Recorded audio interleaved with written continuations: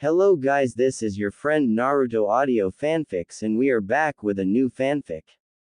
Which is what if Naruto and the former Hokage shared a destiny of love, Tsunade, Hinata, Ino, and Kurenai, Part 1.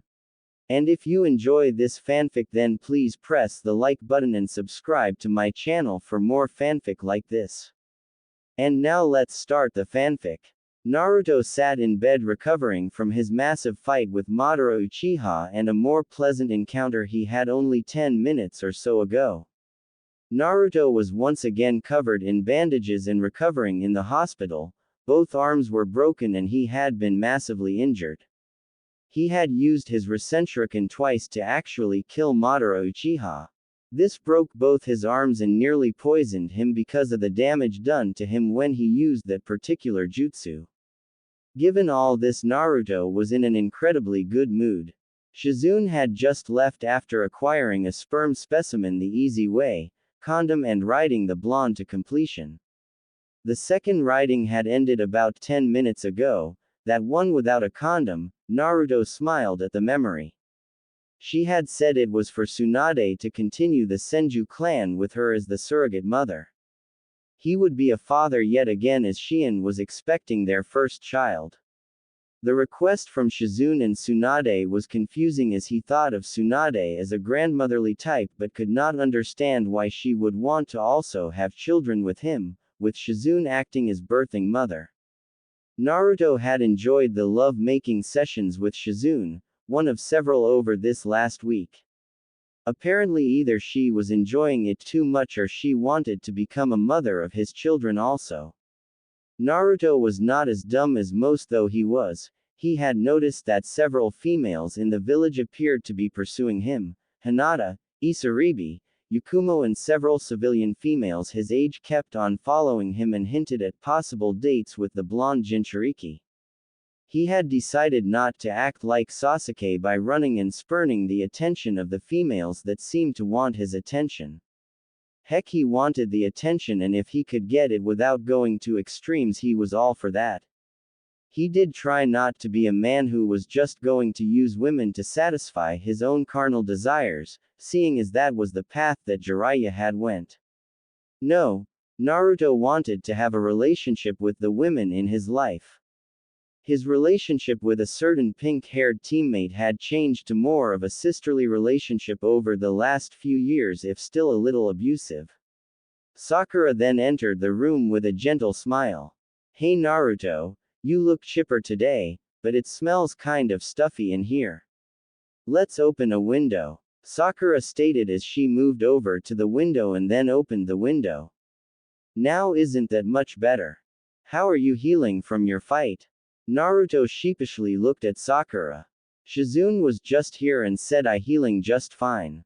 She said I would be ready to leave in a couple weeks, but definitely no more Rasenshuriken," Naruto exclaimed as he blushed profusely. "Okay, that is nice Naruto, but you still need some rest and I have something here for you," Sakura said as she pushed a needle into Naruto's arm. Naruto looked up to protest but was already getting sleepy. "It's time for you to see our old teammate. He has a surprise for you," Sakura whispered under her breath.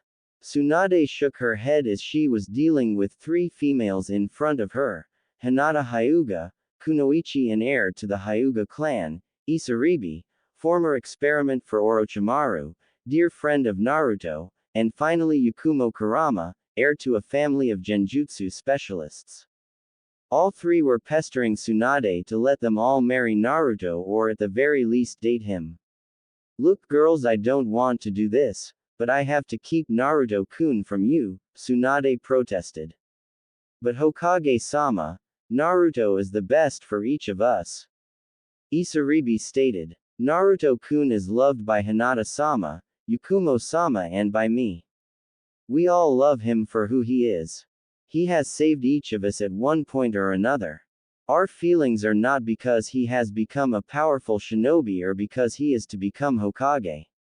We all love him in our own way, but the council had enacted a law that would never allow him to marry. This was done before I returned to become the Hokage. There is no way I can change it. If we could go back in time, we might be able to change it. Heck, as time has passed, I hate to admit it, but I would love to marry the knucklehead too. Tsunade replied with a blush. Their conversation was interrupted by several screams outside of Tsunade's window. Up on the top of the Hokage's tower, Sakura held Naruto by the neck over the edge of the tower rail as another figure appeared next to her holding a young blonde-haired woman. Sakura, wake him, the figure behind her demanded. Sakura pulled out a syringe and pushed into Naruto's arm.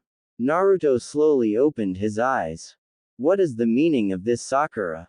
Naruto growled out as he figured he was not in his hospital room with the wind was blowing up his hospital gown and Sakura having her hand around his neck. Well, you succeeded in your promise of bringing him back, but too bad your affection was wasted on me. I never loved you. I care about you, but I still love Sasuke, so I am apologizing now for what we are going to do, just understand it is for the best. Sasuke-kun says he will finish what the Yondaime began 19 years ago, he also says he is going to marry me. I am truly sorry, Naruto, I really am, but this has to be. Sakura said as she wanted Naruto to understand. So you never loved me, not even a little? Naruto asked with a tear fell from his eye and Sakura shook her head. A scream was heard from below. So you are going to kill the monster? Right, Tem, Naruto yelled as he was unable to move his arms which were still bandaged and mostly useless. So Tem, you think they will see you a savior? What did you do for them? I know you suffered, but it was not to the same level as mine was. Naruto suddenly noticed whom Sasuke was holding and terror struck his heart. What are you doing with Shion-chan? What do you know of suffering, Naruto? My family was killed on orders from this village. Sasuke protested as he underscored his rage. What do I know? Shall we move backwards? My teammates abandoned me, you first and now Sakura. Kakashi barely trained me, but showed favoritism towards you. You got everything I wanted. You were never shunned by most of the village, nor were you given tests at the academy that were either meant for Chunin or had genjutsu put on them. Did you have to teach yourself to read and write? No, you had parents to help teach you that. I have been overcharged by most of shops in the village, heck most wouldn't even let me in the door, others would sell me outdated food, but hey, the great Uchiha could get a discount in any store. Best of all, your family didn't put a curse seal upon you. No, I got a stage higher than that. I got a Hokage to do that for me. Naruto explained as his neck began to hurt. I never asked for them to show me any favors, they just respected that I was an Uchiha. Sasuke countered. Naruto rolled his eyes at Sasuke's rebuttal. So all the hurt and anguish they heaped upon me along with what both of you are doing now was only because you are an Uchiha and I had the Kyuubi sealed within me without my permission. Sasuke looked out over the crowd that had begun to assemble and yelled to them.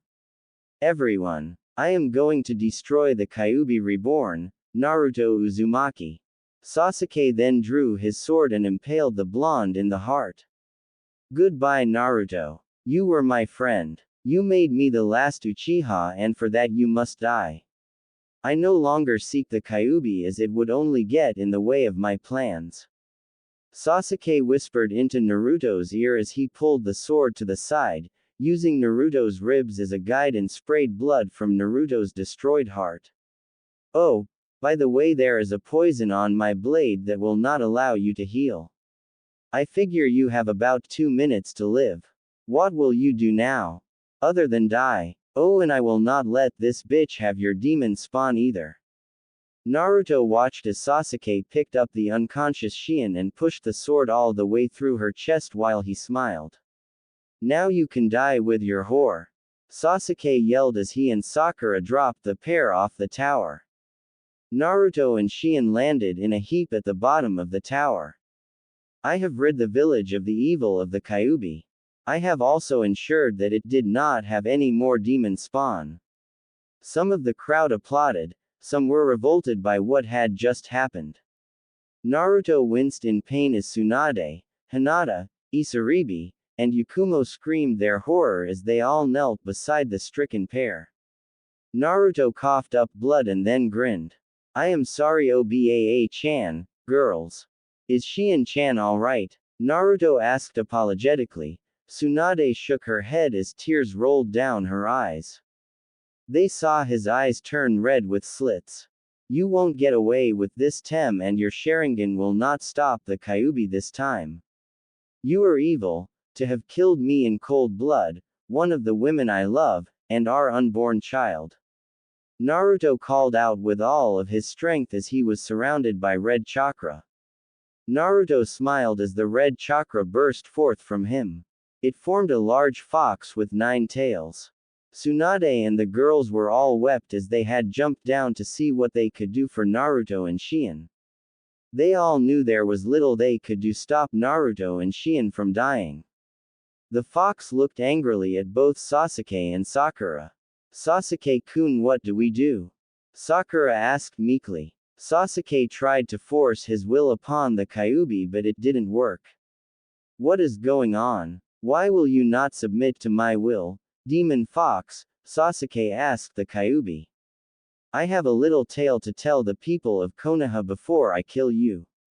Did they remember the founding of Konoha? The Uchiha and Senju both agreed to found a village so that they would no longer have to fight each other. The Uchiha have had a hold on me since times bygone. The Senju could also control all of the Biju through their Mokudan ability. Now that the one who was responsible for the attack on Konoha that happened when Naruto was born is dead, Madara Uchiha, I can end your pathetic evil line, Uchiha. You think you deserve revenge for the choice that your brother or the village made. Well, let me give you some information, Uchiha. Madara is the one who made me attack the village in order to kill off the Uchiha, and that included you, idiot. The kid, Naruto, has kept my anger at bay for all these 19 years. Now the Honorable Sasuke Uchiha kills his best friend, and a pregnant woman in cold blood with the help of the Pink Banshee. You are not shinobi, you are murderers and without honor. Naruto loved you, but others loved him, and you strung him along like he was nothing. Well, he is getting another chance. The Shinigami has agreed to help us fix this. So I will take pleasure in hurting those who have hurt the kid, starting with you too.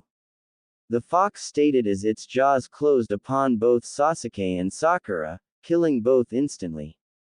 The fox went on a rampage for the next 20 minutes, killing people but leaving others alone. Only those who had either hurt or injured Naruto were killed by the Kyuubi. Tsunade and Hinata both worked furiously to try to stem the blood from both Naruto and Shion. They were able to extend their lives for several precious moments.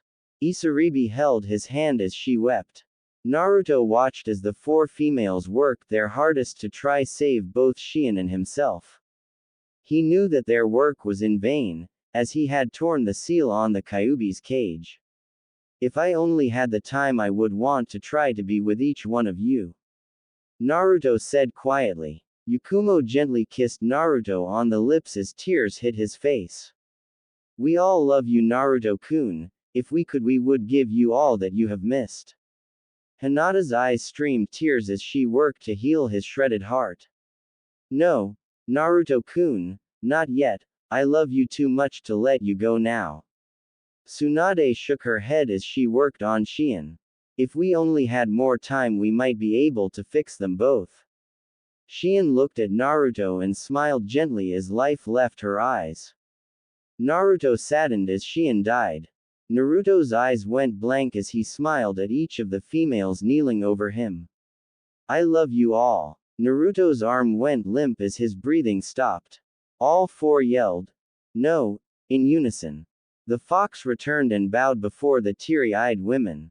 He will be missed, but there is a way to fix this. It will take quite a bit of my power to do it, but I propose a way to fix this and have the kid back. Do you accept? The fox asked quietly, as the woman just nodded. I can bring one of you back in a new full body, but the others only as spirits. Since you are the oldest and all love the kid, I will send you back in a body, the other three will take their spirits back. We will also take Xian's spirit back. Then you can either take over your younger bodies or you can merge with the current spirit. If you just take over, you will kill your younger spirit. I advise against it. Tsunade, was it? Tsunade nodded to the fox's question. I will give you a new body so that like the others you can be with the kid like you so wanted, but there will be a catch though. Tsunade blushed and tried to deny it. What do you mean? You all wanted kits from the Naruto-kun. Do not deny it, I can smell it on all of you. I can also see it in your grief. Do not think I do this for any reason other than my own survival. This is a one-time offer from the Shinigami and I do not want to waste it. I will die here in less than a half an hour. So here is how it will go. The four girls and I will merge with our younger selves. You Tsunade will appear in Konoha in a younger body. The kid will be about 12 years old, as will all the girls. The Shinigami also wants you, Tsunade, to follow Naruto to find a certain individual that should not have died years ago. She will also agree to share the kid with all of you. We are returning to the time just before Naruto left for the Wave Country. I am sure you know whom I speak. Kyuubi asked as Tsunade nodded. You are referring to the fake hunter Nin, I presume? Tsunade asked and the fox nodded. If we can have Naruto-kun back we will do anything. Hinata added as both the others nodded agreement. The fox dissipated and then all four women were surrounded by red chakra. None were burned but it did hurt. All of them screamed and then passed out, and then passed away. Tsunade woke up in the Senju clan house and realized she was completely. She awoke in one of the guest bedrooms on the bed, along with the worst headache she had ever had. She found some clothes that seemed to fit her as she found a full-length mirror and saw that her body was that of her 14th year or so. Boy, is Naruto-kun in for a big surprise when he gets older. Tsunade thought to herself. She then noticed her hair was a slightly lighter shade than it was when she was 14. There was also a nagging presence in the back of her mind. She quickly put on the clothes she found and raided some family money so that she could get some items for the trip to the Wave Country. Tsunade then went to market and purchased several things, kunai, shuriken, food rations, and feminine hygiene supplies. The thing that bothered her was people kept on calling her, Yoshiko-sama. She then found Naruto walking with his pack towards the gates. She made sure not to make eye contact, that would happen after she had saved Haku. Tsunade walked out of the village and followed Naruto just to keep an eye on him. Hinata woke up in her bed and got ready to do a mission with Kurenai sensei. She decided she needed to talk to her sensei about her feelings for a certain blonde. She also did her best to talk to her younger self as it kept on passing out on her. This is going to make merging a little harder than I thought. I really do hate these D-ranked missions. Isaribi had an easy time as she woke in her shack outside of the village near Demon Island and explained to her younger self that if they merged they would find someone to love them for who they were, not despise her for what they are. The younger embraced her so quickly it was almost disturbing. Isaribi was happy now that she knew where to go now. All she had to do was leave that idiot of a scientist and head towards Konoha. Yakumo was having it almost as easy as Isaribi, as she and her younger self had quickly dispatched ID while she showed her younger self how she could be helped if they merged. ID was easy to dispatch as the young Yakumo played her part as bait easily, and the older Yakumo ambushed ID and killed him even easier than it was with Naruto-kun and Kurenai's help. Xian was having a hard time as her younger self did not quite believe that she would find someone who could actually change someone's destiny and most of all love her for her. And to know that her older self was pregnant and had died was also quite a shock. This would take some time for both of them to be able to get along. Tsunade was not doing so well either. She had followed Naruto's team out of the village as she had shown her papers the guards who let her pass with few questions. She looked at the papers, the name on it was Yoshiko Senju, daughter of Tsunade Senju, age 14. As she followed the team at a distance, she saw the fight with the demon brothers and watched as Naruto froze at the start of the fight only to be hurt by one of the assailants. Kakashi, why did you bring them out so early? They were just not ready. She thought questioningly. She watched as Naruto made a determined speech and pushed his kunai into his hand to let the poison out. Tsunade rolled her eyes as Kakashi warned him that he might bleed to death from his actions. Tsunade had to hold her temper so that she did not jump out just to kill both the Uchiha and her former apprentice-to-be. She then followed them across the water as they moved towards the island. She wanted to make sure that she did not interfere with what was happening until the time was right. Tsunade watched the antics of Naruto as he tried to make sure that Sasuke didn't show him up. Naruto threw a kunai at an animal, and got berated for going wild with his equipment. She then sensed it, as did Naruto and Kakashi. Naruto then threw a kunai right at the chakra signature, even though it was well hidden. Tsunade smiled. She saw that his senses were working. It angered her as she watched Sakura berate and hit Naruto for scaring her. Kakashi then called for everyone to duck, as Zabuza's sword nearly decapitated the whole group. Tsunade sighed in relief as Naruto had avoided injury. Tsunade watched as the introductions finished and the fight began. Naruto and Sasuke were holding their weapons properly, but Sakura appeared deficient. Then the mist completely covered the battlefield. After several moments, Kakashi blew the mist away with his chakra. Sasuke seemed frozen by the killing intent and intensity of the chakra. Tsunade chuckled lightly as she watched Sasuke nearly kill himself. Tsunade watched as the battle played out. She watched in horror as Naruto was nearly killed, but he then gained the courage to stand up against Zabuza as Zabuza trapped Kakashi. She nearly cheered as Naruto used his shadow clones and henge to trick Zabuza into releasing Kakashi. She sensed Haku showing up and they both watched the battle. The battle concluded when Haku disabled Zabuza, making it look as if she had killed him. Tsunade heard a voice in her head. Yes, that is her, but the time is not right just yet. Naruto was then forced to drag Kakashi's unconscious body to Tsunade's house and she then lost track on them inside the house. Tsunade began to search the island for a place to stay and to also find out where Zabuza and Haku were hiding. She knew the story of Gato and the Land of Waves, or at least the one that was told to her. She found their hideout quickly enough but was not sure how to meet with Haku and definitely did not want to meet Zabuza. Tsunade left and headed to a nice place to camp near Tsunade's house. I wonder if Naruto is able to contact Kyuubi yet. Tsunade thought to herself. She again heard a voice in her head. No, he has not and will not until either you help him or Jiraiya again throws him off the cliff. He will be able to access my chakra but not me. So we should wait and watch to make sure there has been no corruption of the time stream. So now do not ask how I am able to talk to you. You are just in close proximity to the kit, and we have a couple surprises for you. I would like it if you would either interfere after the girl is injured, or keep her from protecting Zabuza. I can offer you some chakra to help if you want to heal her after she is injured by Kakashi, but you must be in direct contact with the kit for it to work. Tsunade raised an eyebrow. Kyuubi. The voice in her head chuckled. No, I am the festival bunny.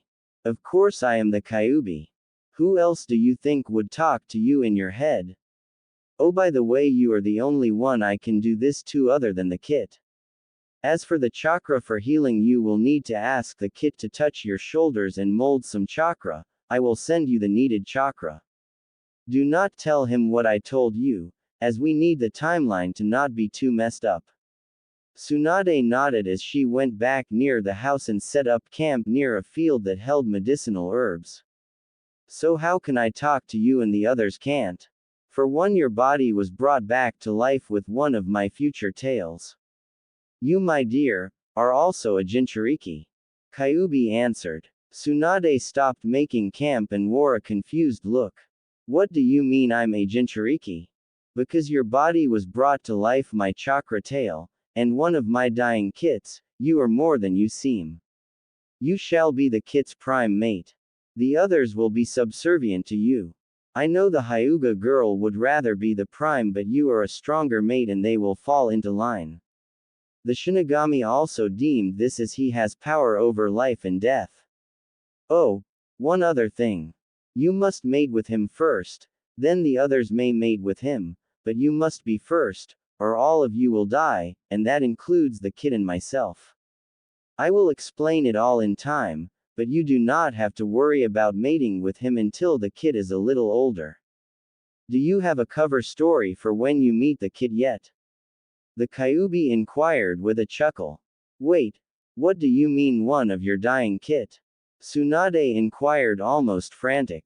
We, meaning the Shinigami and I, have used the miscarried child you had from your younger body and a kid of mine that was dying. It was sealed within you before the miscarriage occurred. I am sure glad the Shinigami is on our side. Have you tested your chakra yet? It will have a demonic tinge to it. While you are similar to your older self, you are also a little different. Your consciousness will have to merge with the one in this body, but your genetics are a mix of Jiraiya and Tsunade. Basically, you are their daughter. Kyuubi replied with a chuckle. So you made me my own daughter, and daughter of that pervert Jiraiya. Why might I ask? Tsunade asked almost incredulous. The Kyuubi sighed. 1. As a means to an end. 2. We could not create a body without a lot of work. We have suppressed your body's memories of your childhood for the moment. Tsunade and Shizune have raised you for 14 years. We didn't even need to manipulate your past self to have a child with Jiraiya. It just seemed like the best option. If you remember correctly, you did miscarry 2 years before the kid was born. Instead, we allowed that child to live. Also, you must rest so that your mind and her mind can merge and become one. And as for being a Jinchuriki, you carry a kid within you made from 2 of my tails, and my child, thus the reason why we have the link. We took a tail from my future self and one from my present self, and we used them to keep you alive as a baby. You have adequate chakra control and all your knowledge. You just woke up as yourself because we set a mental timer seal upon you so that you could meet up with the kit. Also, you have the Mokuden gene active, and with that you can help control the kit so he does not go a little too wild. Not my idea, as I would rather that little thing go away like the Sharingan, but enough chit-chat, now go to bed and merge with your new self. As she dreamt, she learned her given name was Yoshiko. According to Shizune, it was to help her mother with her terrible luck. Not that it actually worked. Yoshiko accepted Tsunade as part of herself and agreed to merge their memories and personalities. She found that Yoshiko to be young and open-minded and did not mind being set to wed Naruto, especially as she learned about how handsome he would become. She also had no problem with sharing the boy. Yoshiko was a little bit disturbed that her father was Jiraiya, as her mother never let her near the man except for once. Yoshiko wanted to change that and get to know her father and his future apprentice. In the morning, Yoshiko woke and knew whom she was and what she needed to do. With nearly 70 years of experience, she knew that she was no longer a 50-plus-year-old woman, nor was she a 14-year-old girl. She did know that she was in love, though. Given all the knowledge from Tsunade's personality and extra chakra to control, she also felt the added reserves from the 2-tailed demon sealed within her. She meditated the rest of the day to get a hold on her chakra and to try to reach the demon kid within her. She knew that she would have about a week until Naruto-kun would have to come by and train his little heart out, so she decided to watch and train herself. She knew all that an older Tsunade knew and all the training her mother had given her. She was deeply confused and relieved at the merger. She had an endless circular thought about her being her own mother in a strange mixed-up way. But the Shinigami had given where it had taken before, and she was not going to look a gift horse in the mouth. She just hoped that the messing with the time stream that the Shinigami and the Kyuubi had done didn't screw up things too much. She also knew she had to save both Naruto-kun and Haku-chan. After several hours, she heard Naruto yelp in pain as he fell from his first attempt at tree climbing. She smirked as she thought of how part of her wanted to go and help heal him. She then heard a whisper of a voice within her. "Hello, is anybody there?" Yoshiko closed her eyes and found herself in a field with a giant fence. There was a fox the size of a horse with two tails on the other side of the fence. "Who are you?" Yoshiko asked. "I am the inner demon you carry, your burden. You are my container, no doubt." The fox replied. "I know the Kyuubi is dangerous, but are you?" Yoshiko asked. The fox smiled and produced a glint in its eye. "We are always dangerous. You can only trust us if we give you our word. But father has stated that you are to be treated well and given chakra when needed. As I do not know the outside world, so you will be my eyes and ears. I will enhance your senses to help protect both of us. You being a Mokuden user forces me to obey you only as much as you can keep me in line. Remember this, girl, we are a pair, but when you die I move on, like father will now." Tsunade looked shocked. Yes, the Shinigami altered his seal so that when Naruto-kun dies so will you, and it will release both of us. But that will only happen if he can reach his 20th birthday. You are special in the eyes of both the Shinigami and father. You, while in your older form, you were like a mother he never had, and he loved you that way and more. It is hard to describe, as the boy did not have any idea what love really was, at least not until the end. Now that we have merged yourself with your older version of your mother, this has helped you in many ways. First, you now have access to several jutsu that you would not have had otherwise. Your chakra control has changed from poor to above average. It will take the rest of the week for us to get it to a level where you can do precise healing. As I do have some of my father's memories, I would advise you to work on your chakra control first, and then you should figure out a technique that will heal a girl suffering from a Chidori attack to the chest. Also, we will be taking Haku-chan away from Naruto-kun to help keep from polluting the timeline too much. I will say this, though. Zabuza can live or die. That is up to you or the situation. Either way, Haku-chan must survive and Gato must die. Naruto-kun must be entered into the Chunin exams, and from there we can push to change how things happened. You must act as a sideline player for a while, as will Haku-chan. When you return you can tell your mother about nothing that you know. I am sorry, but father was forceful that Sarutobi be sent to the Shinigami. It will be his time to go. Yoshiko's eyes watered as she knew her one-time sensei would have to die. Why do I have to have all these memories? Why does Sarutobi sensei have to die? I feel like I know Naruto-kun, but no, I don't. You know him well enough, and you will again fall in love with him. He is your mate after all, and there is no way around it. Now, I will help you to deal with the heartache of the loss of his older self, and you can start to learn to love him for yourself. The fox gently stated. Maybe we can get him to change into another color or tone down his outfit some. Is that why I have always had this image in the back of my mind of a blonde boy with whisker marks? Yoshiko asked as she began to softly cry. The fox nodded its head. Yoshiko broke the connection with the fox and opened her eyes. She found her face wet from tears that she wouldn't stop flowing. Why am I crying? Yoshiko asked herself. As I said, I am going to help you deal with the loss of the older Naruto-kun. We have a week to deal with it and then save his younger self and one of the people who is precious to him.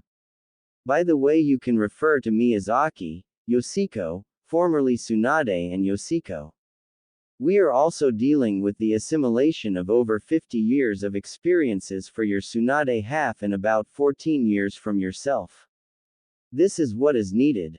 Aki replied gently. Why are you being nice to me? Aren't you demon foxes supposed to be malevolent?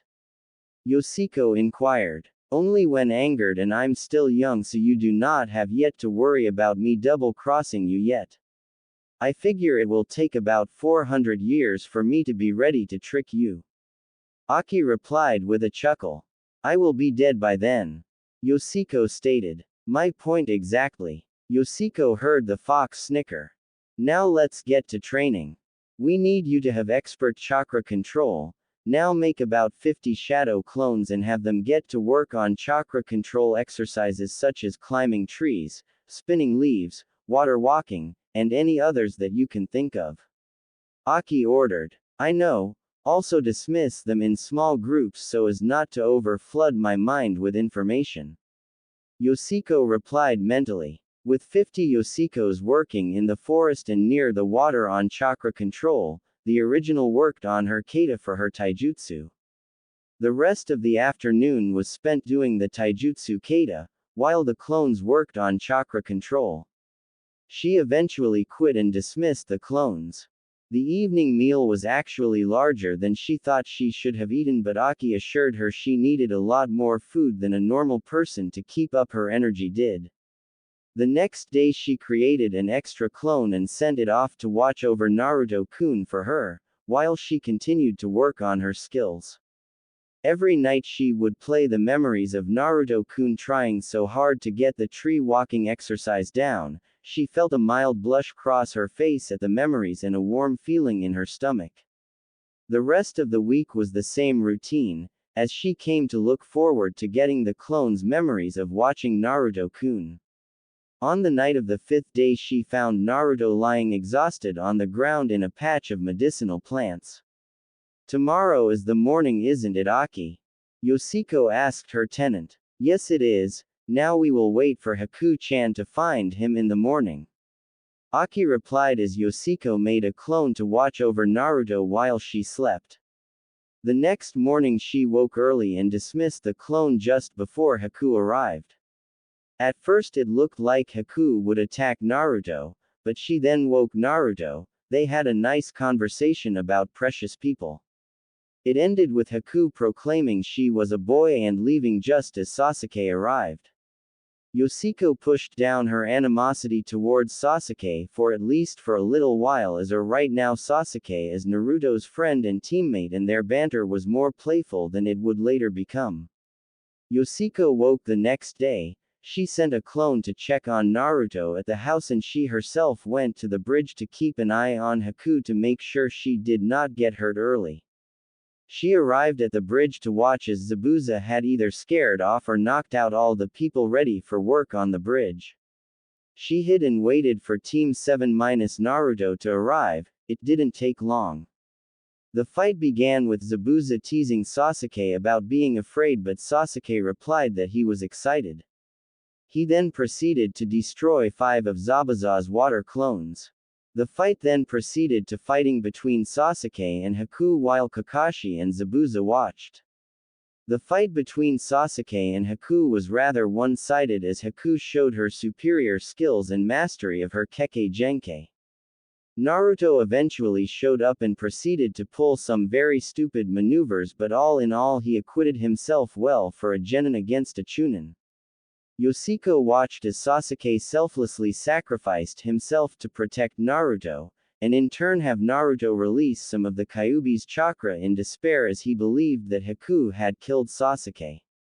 He used it expertly as he pummeled Haku. Yoshiko was worried that she might have to rush in and save her earlier than expected. Yoshiko watched as Kakashi readied his lightning jutsu and was ready to hit Zabuza. Haku at that moment created an ice mirror and moved in front of Zabuza. Now Yoshiko, go now. Aki yelled in her mind as Yoshiko moved at top speed to catch Haku as Kakashi pulled his hand out of her chest. Yoshiko watched as horror and fear swept across Naruto's face. Yoshiko gently placed Haku on the ground, cut a large bundle of Haku's hair, placing it on her chest and began to do a healing jutsu on Haku, as everyone but Naruto and Sasuke looked on in shock. Sasuke was unconscious and Naruto had come running to see what had happened to Haku. Naruto slid on his knees to end up at Haku's before he turned to Yoshiko. "Can you heal him?" Naruto asked with worry on his face. Yoshiko nodded and blushed. "I can with your help." Naruto looked confused. "Come behind me and place your hands on my shoulders. Then channel chakra into your hands. I will be able to use your chakra to augment my own to do the healing as I don't have a healing seal readied." Naruto complied as he got up and walked behind Yoshiko. He placed his hands on her shoulders touching her shirt and began to channel chakra to his hands.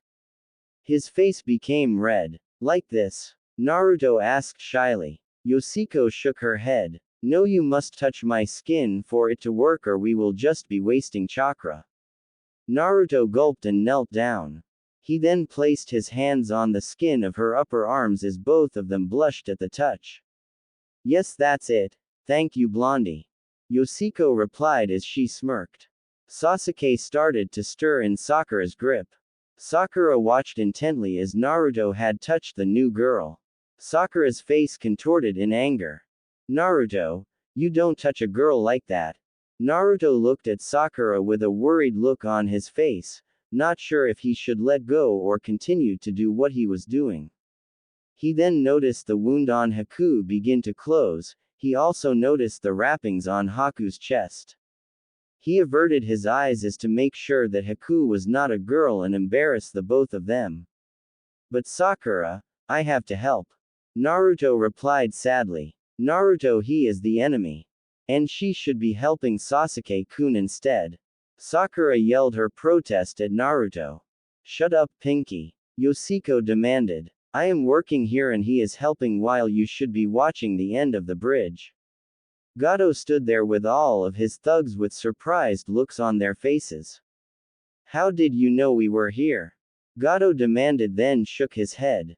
"It doesn't matter. Zabuza, you failed me. Now I'm going to kill you and these worthless shinobi who stopped you. I will take the girls and take special pleasure in tormenting your young apprentice." Yoshiko turned to Naruto who looked into her eyes. "Hey kid, thanks for helping Haku. Can you spare a kunai? I want to take out the trash." Zabuza said as he tore the bandages on his mouth. He turned to Tazuna and smiled. "Guess I am no longer after your life."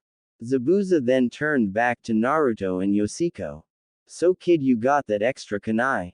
Naruto looked at Yoshiko who nodded and spoke. "You can remove one hand then return it. I only need a few more minutes to help her." Naruto smiled a real smile and moved his right hand to his pouch and pulled out a kunai, deftly throwing it to Zabuza who grabbed it in his mouth. As Zabuza ran to the group of thugs, Naruto replaced his hands and pushed more chakra into Yoshiko. Zabuza tore through the thugs on his way towards a terrified Gato. "I will see you in hell. Because guy like you will be ruled by demons like me there." Zabuza exclaimed as he stabbed Gato in the throat, sending him off the bridge to die in the water. Zabuza turned to find that those he had not killed had cut off his escape route. "Thanks kid, I will remember this if you ever make to hell with me." Zabuza charged the group and used his feet to beat his way through the group to finally fall onto a weary Kakashi. "Please take me to Haku, I want to see her before I die." He whispered to Kakashi whose eyes went wide and he just nodded as he pulled several weapons from Zabuza's back. Kakashi then picked up Zabuza and laid him next to Haku. Kakashi then looked at the sweating blonde girl. "Can you save them both?" Yoshiko began to shake her head. "I don't know. Just doing this is taking a lot out of me and Naruto, isn't it?" Yoshiko looked at Naruto who was also sweating as he nodded his response.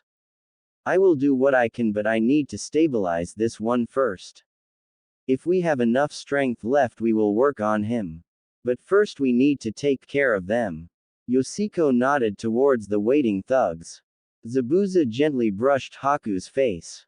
Take care of Haku for me, kid.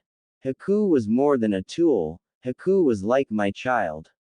Maybe I might get to go to heaven even with all that I have done. Please save Haku if nothing else. I know my life is forfeit. Tell Haku that I will try to watch over, Zabuza stated as he breathed his last breath. Yoshiko felt the tears run down her face as she continued to work on Haku. I will watch over Haku for you. Yoshiko and Naruto both replied in unison as Naruto gently squeezed her shoulders as he continued to deliver chakra to her. Kakashi looked at his group and shook his head. These are long odds. I am nearly out of chakra and there are too many of them for me to kill myself. Naruto-kun, I have enough chakra left to finish this, please help your sensei or we'll all die. Yoshiko asked as she looked deeply into his eyes. Naruto smiled and nodded. Wearily Naruto stood up and made a crossed finger hand sign. Shadow Clone Jutsu. About 50 shadow clones appeared on the bridge and all drew a kunai. Kakashi shrugged his shoulders and made a ram hand sign, clone jutsu. About 60 Kakashi appeared on the bridge. This caused the mercenaries to become worried for these exhausted shinobi to create over 100 clones. This would make the fight almost one-sided in the shinobi's favor. Haku's breathing steadied as Yoshiko began to falter. Suddenly a crossbow bolt hit the bridge at the feet of the mercenaries. Everyone turned to see Inari leading the whole village, all of them armed with something. You can either leave now or we can force you to leave.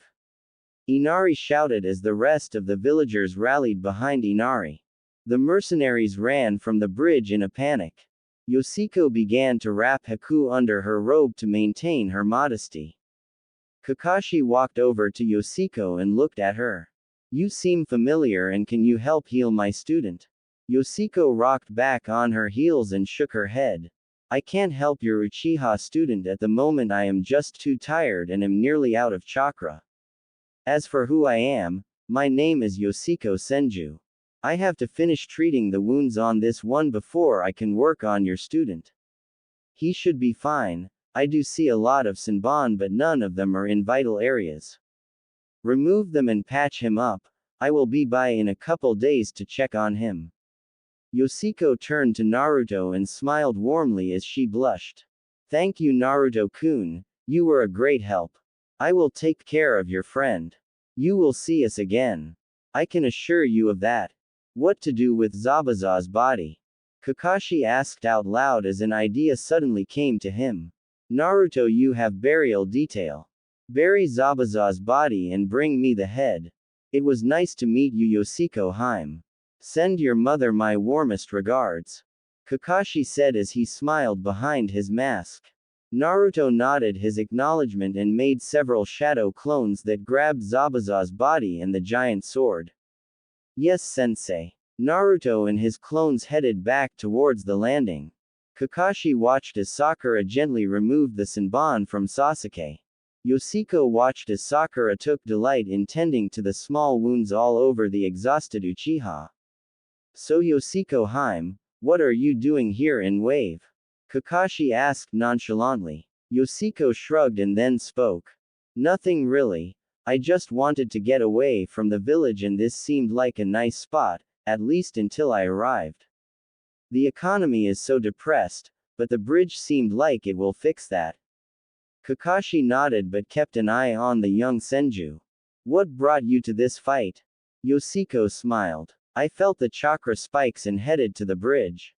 I saw this person struck by your jutsu and saw the concern on Naruto-kun's face and had to act. I didn't see what headbands you wore so I decided to help either side until I could figure out who was who. Kakashi shook his head. That was a risky decision young lady. You could have been captured or killed or worse. You are just lucky it was Leaf Shinobi here not some other village. Yoshiko blushed. I guess you're right. I will be more careful next time.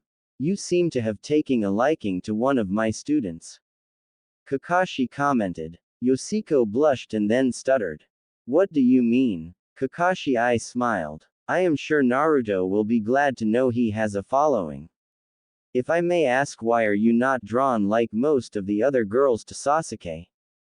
Yoshiko immediately frowned. He is an Uchiha and that is enough for me. Kakashi frowned but nodded in agreement. That is understandable. While your two families founded Konoha, they did not always get along. I hope it isn't because of history. Yoshiko put her hands on her hips. Look, Hataki-san, I do not find Sasuke Uchiha attractive the least. I like blondes better. Oops. She immediately covered her mouth with both hands and blushed profusely. Sakura, having finished with patching up Sasuke, walked over. What is so attractive about that baka? Yoshiko shifted her hands so that she was biting on her right index fingernail. Well, I like his face, those whisker marks are just so cute. His eyes show so much depth, I could just swim in them. His smile is to die for. Yoshiko nearly swooned as she talked. She is almost as bad as you and Ino, when you both talk about your Sasuke-kun. Kakashi teased. Both Yoshiko and Sakura blushed. So you learned medical jutsu from your mother? Kakashi asked as Yoshiko nodded. Could you take some time and work with Sakura, here?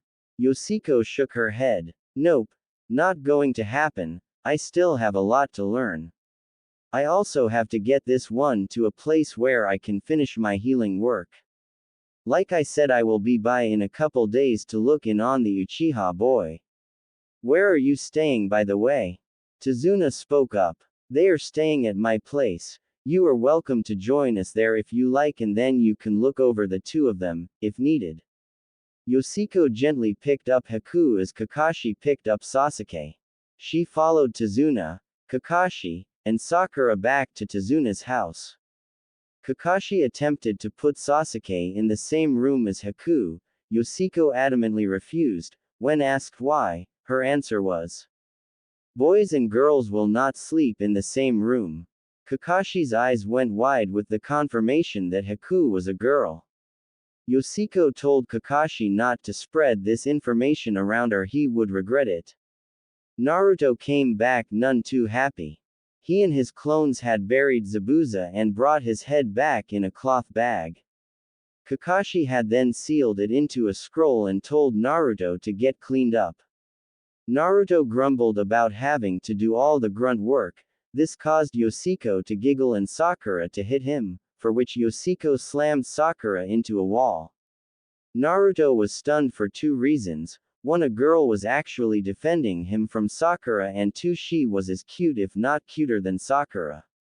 Naruto thought to investigate this further after he cleaned up. Naruto entered the bathroom and disrobed to his boxers. He then washed his hands and head. He then put his clothes in the sink and cleaned them. He pulled a sewing kit out of his pack and began to repair his clothes when the door opened and Yoshiko entered. She turned bright red as she looked Naruto directly in the face. Her eyes traveled down his body and she was both embarrassed and angry. Naruto was, as her knowledge of human anatomy told her, nearly emaciated and near starving. She saw muscles but she saw bones everywhere. Where there should be at least some fat, Naruto had none. His face hid his starvation well. Yoshiko bowed and began an apology. I am sorry, I did not realize you were in this bathroom. Forgive my staring. If you will excuse me, I will use the other bathroom. She also noted that he was repairing his outfit. She knew he should have a spare while out on a mission.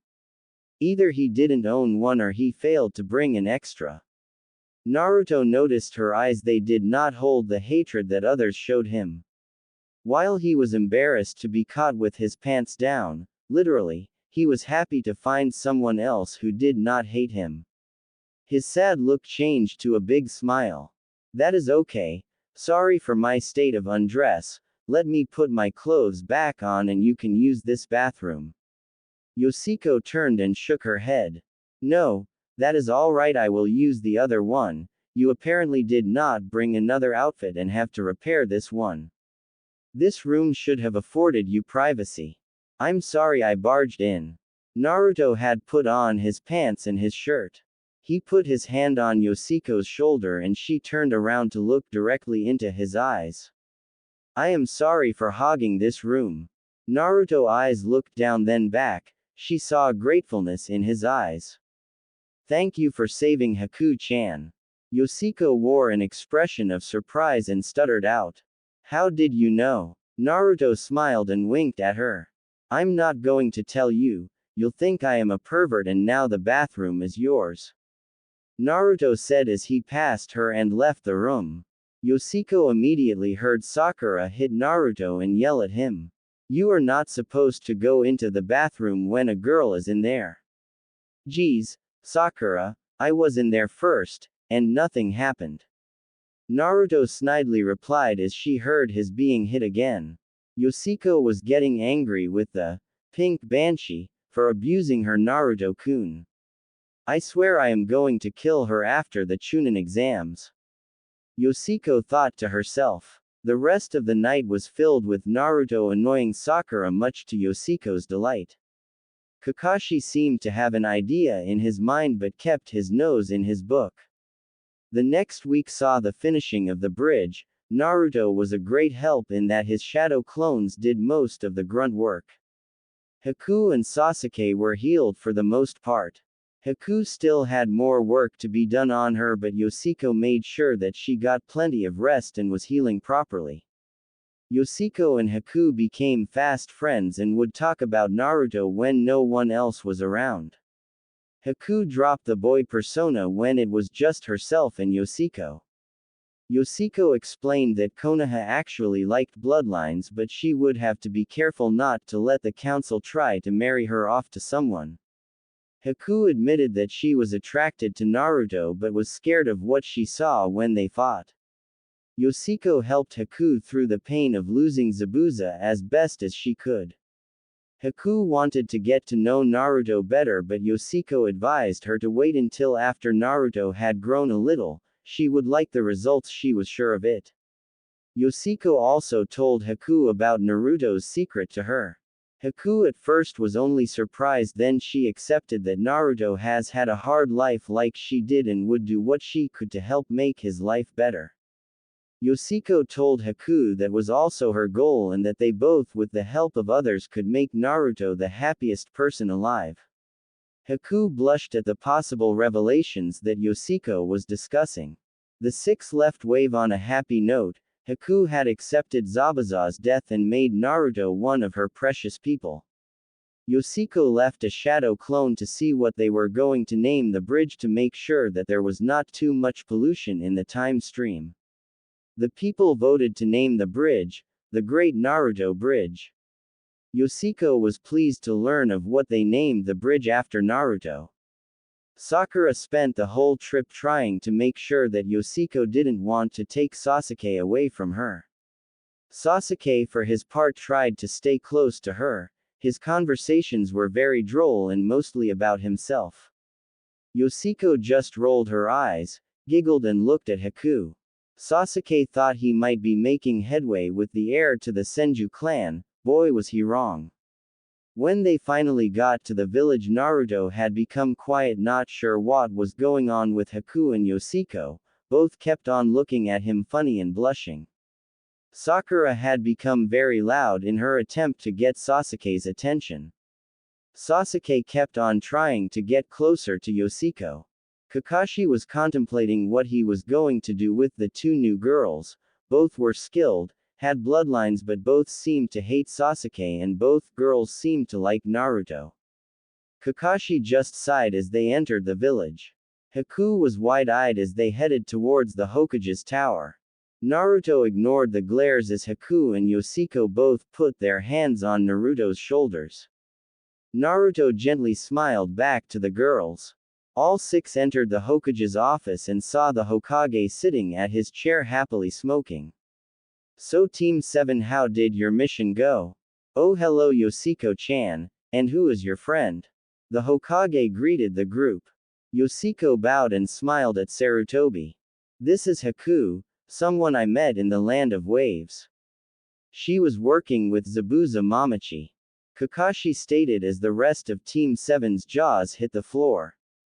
Yoshiko, Naruto and Haku all shot Kakashi a very angry look. Sasuke then leered longingly at Haku. Naruto pointed at Kakashi and could not say a word. I suggest we put her up with Sasuke in the Uchiha compound. Yoshiko continued to glare at Kakashi. She will be staying with me at the Senju compound. I do not trust the Uchiha to leave her alone. I would also ask that the Hokage keep her status as a female a private matter. She is under my family's protection. Why would that be? Sarutobi inquired. Because she has an ice blood-line trait. Kakashi noted as Sarutobi raised an eyebrow. The council will want to know about her ability. Yoshiko was now livid as was Haku. I wish for my abilities to remain my own. If they are spread around the village I will give you a Senbon castration. Then freeze your testicles off. Do I make myself clear? Haku threatened as Kakashi began to sweat. She then looked directly at the Hokage. That goes for you too, old man. I was promised protection from both Yoshiko-chan and Naruto-kun. The Hokage looked a little scared and also confused. Okay, let's start from the beginning. First I want to collect the bounty for Zabuza Mamachi, the demon of the mist. Kakashi stated as he unsealed the head from a scroll. Haku's eyes went wide. Oh, and by the way Naruto took the head off the body. Haku looked worriedly at Naruto whose face was downcast. Yes sensei, I did take the head off Zabuza's body on your orders. I am sorry Haku-chan. Naruto sounded very sincere. Sasuke just made a sound that showed his disgust at Naruto's sentimental attitude towards Haku. Haku gave an angry look at Sasuke and then turned her face to Naruto, giving him a kind but hurt smile. Yoshiko put her hand on Haku's shoulder to give her comfort. You did good Naruto, it was a nice clean cut. I do not understand why you are having problems Haku-chan. Sarutobi commented with concern. Zabuza was precious to Haku, Gigi. Naruto commented to Sarutobi. He was an evil and cruel man. Sakura commented loudly. The room suddenly became cold. Naruto stood in front of Haku.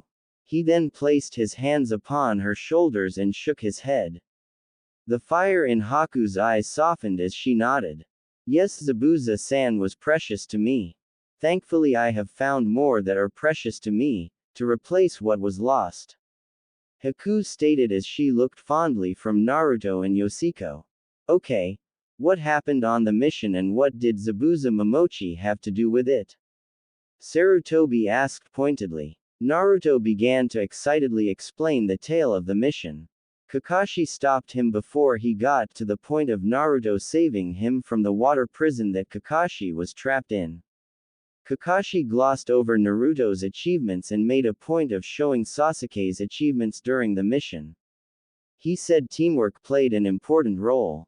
Naruto looked dejected at his being shafted by his sensei over what he felt were good points in the mission. Kakashi eventually said he would then turn in his report in the morning and that the team was dismissed. Team 7 left the room as Yoshiko and Haku stayed in the office. So what do I owe the honor of you two sticking around after the team has given its report? Sarutobi asked. Well, Hokage-sama, there are a few things I would like to report. Yoshiko stated with a frown. Yoshiko was rather vocal about what she reported as she left very little out of her report about all she had seen during the wave mission. This shocked and surprised Haku and Sarutobi. Damn it Hokage-sama. That Haruno girl is less than useless as she is right now and the Uchiha is even worse as he would abandon his team just to prove a point. He showed some progress near the end of the mission but he did not show that he truly understood teamwork. Naruto-kun was left to work on his own and used as a tool to push Sasuke to achieve better. All they apparently know right now is the tree climbing exercise. I know that Sasuke at least knows some jutsus. Naruto knows only Shadow Clone and I don't think he fully understands what is involved with it. Sakura is useless, as she has pathetic chakra reserves but excellent control and absolutely no jutsu other than the Academy 3. Yoshiko ranted. Sarutobi pondered what he was being told. So you are telling me that Kakashi is purposely helping only one of his genin rather than the whole team? Yoshiko shook her head. Not in so much as he is abandoning the team to only do chakra focusing and teamwork exercises. Sakura needs the most work and then Naruto-kun also needs some help. I would say he needs a mentor or become an apprentice to someone. Sarutobi chuckled at her comments. And who would you suggest? Jiraiya of the Sannin. Yoshiko nodded with a huge smirk. Exactly the man for the job, as he and Naruto-kun share the same hard head, or at least that is what mom told me about Jiraiya-sama. Both learn by doing. But Naruto was the last in his class. What makes you so interested in a boy like him? Sarutobi inquired. He reminds me of the Yondaime. He like mother and I are some of the few blondes here in the village. He has the will not to give up no matter what. He has a very kind heart. Also I know there has to be a reason you put him on Kakashi's team. From what I heard there was another that you were going to put on his team. Yoshiko commented. Sarutobi eyed the girl as if he was beginning to suspect something was amiss with the Senju air. You are stating I would play favorites and place a boy who looks like the Yondaime with the Yondaime's student. What else would it be? Team 10 is a capture team and Team 8 is a scout team. I would figure that Team 7 would be an assault team, but it isn't. Sure you have Sasuke Uchiha with his Sharingan, fire jutsu and fighting style, but Sakura Haruno, bookworm of her class and Naruto Uzumaki the dead last of his class on that same team. Let's take a look at Naruto's skills. Shadow Clone is a scouting and information gathering jutsu. He could also use it as an extraction jutsu by filling the area with clones while he and his team make good their escape. His transformation is an actual transformation instead of a genjutsu, another infiltration skill. The jutsu, a variation upon his transformation jutsu, is yet another infiltration skill. His speed is near or better than Chunin level. His evasion skills are at times better than Anbu, even with his choice of wardrobe. This comment brought a chuckle to both Haku and Sarutobi. So there are things you want to add about the mission that they went on with Tazuna-san. Sarutobi deflected the point of how he made up the squads. There is more here than she is saying, I am sure of it. Yoshiko took a deep breath and slammed her hand down on Sarutobi's desk, leaving an indentation of her fist. Kakashi glossed over the actual mission, giving the Uchiha boy more credit than he deserved and didn't give enough to Naruto-kun. I must watch out for this girl, she is too much like her mother in a lot of ways. That hole in my desk could have been my stomach. Sarutobi thought to himself. Okay. Please fill me in on what you think that Kakashi left out. Haku spoke up this time. Well, during the first encounter, Naruto-kun fought Zabuza-sama's water clone to a standstill. He also devised of a plan that freed Kakashi-san from Zabuza-sama's water prison jutsu. The Uchiha boy had a part to plan but did not come up with the idea or its implementation. On the bridge I was able to incapacitate Uchiha-san while Naruto-kun was able to call forth a great power and stop me. The Haruno girl was left to defend the client while Kakashi-san took Zabuza-sama and the Uchiha boy fought me. Naruto-kun surprised me just as I was about to kill the Uchiha boy. He also surprised everyone when he snuck into my crystal ice prison. No one had noticed until the Uchiha boy yelled at him and brought all attention to him. Had he just left with Naruto-kun they could have escaped unnoticed. While Naruto-kun is loud he is also very stealthy when he needs to be. I will go over Kakashi's report carefully and see if these points you have raised are in the report. If not I will call you both back to help, fill in the blanks, for me. I will also keep your Kekkei Genkai under wraps for now. So will you be staying at the Senju estate? Sarutobi asked. Yes, we're going to stay there, as Yoshiko-sama has offered me one of the spare bedrooms. Haku explained. Would you care to become a shinobi of the leaf? I can offer you a genin spot in one of my squads that is short a person.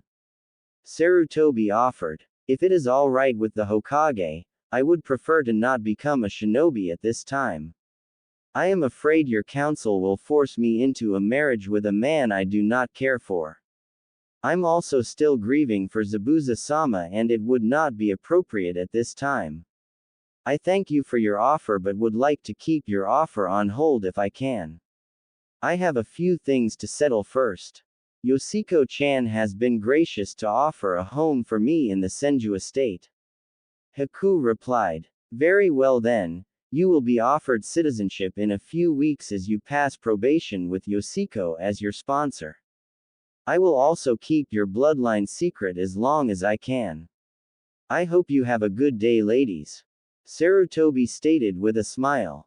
Yoshiko took Haku to the garment district to purchase both male and female clothes for her. They made it look like the female clothes were for Yoshiko and the male clothes were for Haku. They later entered the Senju house. Yoshiko began to fix lunch when there was a knock on the door. Yoshiko answered the door to find a chunin asking for Yoshiko and Haku to come to council chambers in an hour. Yoshiko smelled a rat but didn't want to worry Haku too much. The girls ate a quick lunch and then prepared to meet with the Konoha council. Yoshiko and Haku both wore formal wear. Yoshiko wore a green Koman kimono, while Haku wore a plain dark blue kimono in the style of males. Yoshiko was not happy at all. What do those old bats on the council want? Yoshiko stated bluntly. Haku looked confused at Yoshiko. Why would you not show respect for the village council? Yoshiko sighed. They keep on trying to get me to marry this person or that person, because I am the last of the Senju clan. I think they might try to pull the same thing with you. Yoshiko smiled as sly grin crossed her face. Haku-chan, I have a question for you. Haku looked intently at Yoshiko. Yes, Yoshiko-chan, what is your question? What are your feelings towards Naruto-kun? Yoshiko inquired. Haku blushed at the question. To be honest, I see a lot of potential in him that I really do like. I also noticed the hurt and pain behind his eyes. I feel there is a connection between us, but I am not sure how to describe it. He has compassion, more so than you would expect from a shinobi. His heart is pure, that being one of his most endearing attributes. You described him but not your feelings for him. I know that I am in love with the boy, I think I know others that may be too. Yoshiko admitted with a blush. I do feel an attraction but I feel he is still too young for romantic attachments. When he is older I would like to pursue one with him if I can. Haku admitted with a smile and a deep blush. Yoshiko smiled broadly. I have an idea. Haku nodded. If the council attempts to force us to marry and your secret has gotten out, we can push back and have them arrange a marriage for both of us to Naruto-kun. How do you feel about that? Yoshiko proposed. Haku thought for a minute. I think that is a good idea and I would like that. He is kind and would be at least a good husband and that way we could remain friends and we can help Naruto-kun. I can tell he is very lonely and it would be a way to repay Naruto-kun. Haku replied with a smile. Both girls entered the Hokage's tower and made their way to the council chambers. Yoshiko's worries came to a full head when she looked at the frustrated and angry look on Sarutobi's face. Greeting Hokage-sama, the council has summoned both of us. May we inquire what this is about? Yoshiko asked politely. Sarutobi gave the girls a sad smile. Welcome Yoshiko-chan and Haku. The council would like to speak with the both of you. I think I know what they want but I am not sure so I am going to let them speak to you. But please sit and listen to what they have to say. Yoshiko and Haku sat in two empty chairs near Sarutobi at the large conference table. Homura coughed to clear his voice. It is good to see you, Yoshiko Haim. I hope your mother is doing well. Yoshiko pushed down her anger. It is an honor to meet with the esteemed members of the Konoha Council, and as for my mother, I believe she is doing fine. Either that or she is losing a ton of money, and in that case she is as happy as a clam. Yoshiko's comment caused those that knew Tsunade to chuckle. Being that as it is, it has come to our attention that you turned down Sasuke Uchiha's advances. Am I correct in what I heard? Homura asked. Yoshiko smiled. Yep. I turned him down and stuck a kunai into it. Now I am hoping it is deader than a doornail and no healing jutsu will bring it back if I can help it. Again, Yoshiko's antics caused several in the room to chuckle. Why would you do that? He is the last of the Uchiha and you are the last of the Senju. A merger of the founding clans would be beneficial to the village. Homura stated. Beneficial? For whom, might I ask? I do not like the Uchiha, and I especially do not like Sasuke. My family dwindled while theirs prospered and multiplied. My family fought while theirs took sparing missions to increase their store of jutsu and then took cushy positions in the police force. Yoshiko stated as she glared at Homura. Why do you have this animosity towards Sasuke Uchiha? What has he ever done to you?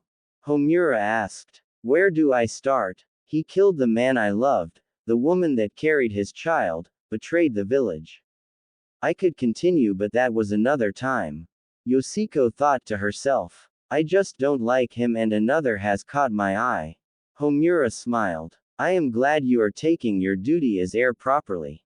Would you like to share with the council who this lucky young man is? Nope. Yoshiko replied with a smirk that caused Sarutobi to smirk also. Very well then. It has also been brought to our attention that your guest here has a bloodline trait and is actually a young girl, not the boy she is attempting to convince as she might be. Kaharu stated. This caused several gasps in the council chambers. I would like to know where you got this information. Haku questioned. We will not divulge our sources. Do you admit to both having a keke genkai and to being female? Kaharu asked. I admit to both. Haku stated as her face contorted in anger. Kaharu nodded. Very well. Then it will be decided who you will have an arranged marriage to so that you can help provide this village with children with your bloodline. What? Haku demanded as she slammed her hand down on the table. Quiet, child. You have no say in this. Kaharu stated. The room's temperature dropped several degrees in seconds as Haku stood facing the council. First thing, you do not dictate who I will or will not marry. Second thing, I am not a member of your village and am currently only guest. If you are planning to abduct me and then have me raped, I will kill each and every one of you right here and now. Afterwards I will leave this village. I have never been a true shinobi and thus have never given my oath to a village. I understand that this village adores keke genkai, but the village council forcing me, a girl with no family, into a family without her consent and then telling me that I have no say the matter for me is grounds for me to kill you where you stand. Haku threatened. Hiyashi smiled and loudly shifted his chair away from Kaharu. You young lady could teach my eldest a thing or two. Kaharu-san, I believe you have bitten off more than you can chew. Indeed, Haku-chan is under Senju protection. Thus an attack on her is an attack on the family of the first and second Hokages, along with my mother, Tsunade. Do you wish to continue treading upon these waters? Yoshiko threatened. Silence, child. You will respect your elders. Kaharu yelled. Yoshiko stood and looked the older woman directly into the eyes. You don't scare me, you old hag. This girl came into this village after a tragic loss and now you want to sell her off to the highest bidding clan to strengthen the village, without any concern for her welfare. What type of evil bastards are you? Yoshiko questioned. We are looking out for the child's best interests. Kaharu retorted. Really? And just who did you have in mind? Maybe a certain Uchiha Tem. Yoshiko replied with much venom. Yes, actually that person came to mind along with a couple others. Koharu replied in a kindly elderly manner. Yoshiko sighed and looked at Haku, who shook her head. I have also chosen someone to follow. Koharu smiled warmly. Then we are not worried about you having children soon. Who may I ask is the lucky man? Haku shook her head. Children may be in the future, but I will not have them for a few years now. As for whom my interests lie, I'm not at liberty to reveal who it is. Why do you not share child? Koharu inquired. Because to me, you appear to be pompous old fools trying to run others' lives without any regard for the lives you're attempting to ruin.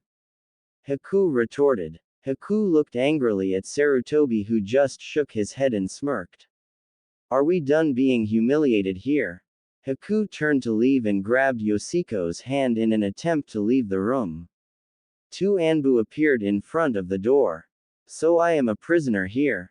If news of this were to get out to the other elemental countries, it would not be good for your village. Koharu stood and walked towards the teen girls.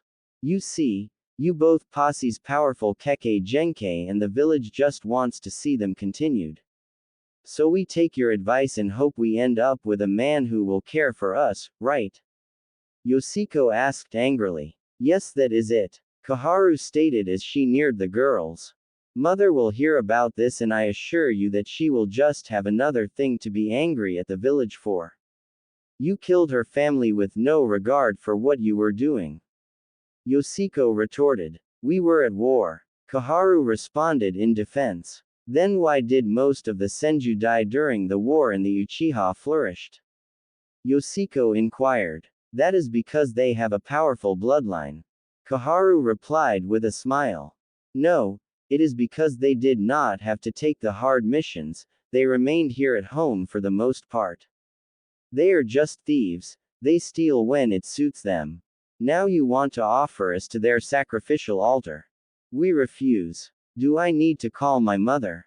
I did sign the summoning contract. That is the only reason I was able to come and live in the village, instead of continue my travels with her. Yoshiko commented as her fist went through the table.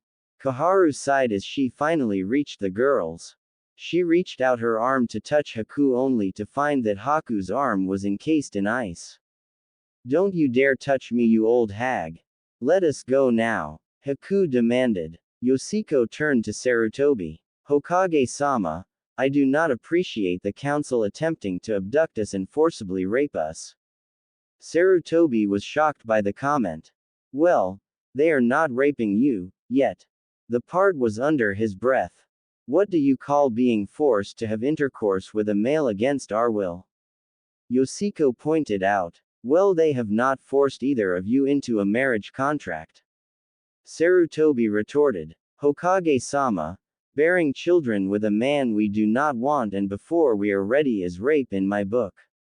Yoshiko stated bluntly. I see your point, Koharu-chan. You are hereby reprimanded for insulting the Senju clan heir and her honored guest. What do you have to say for yourself? Sarutobi asked. Koharu bowed her head. My apologies to both Yoshiko-chan and Haku-chan for my indiscretion, please forgive me. Koharu stated as she gave the bare minimum respect to Yoshiko's clan. Yoshiko's fiery gaze bore down upon Koharu. You are forgiven, but please don't let it happen again. Yoshiko turned to see the Anbu gone from the door. Haku and Yoshiko beat a hasty retreat from the room as shouts began to erupt from the closed door. The girls left the tower to find Sasuke waiting for them with a smirk on his face. So are you ready to move to the Uchiha complex? Sasuke asked with his eyes closed. Thus he missed the angry looks from both Yoshiko and Haku. He also missed seeing the pair of fists that hit him and sent him into a closed building. Bastard! Yoshiko yelled while her fist was still where Sasuke used to be standing. Now shall we go home and discuss what we are going to do for the next 3 weeks? Haku nodded agreement as they left and Sasuke slowly extracted himself from the wall.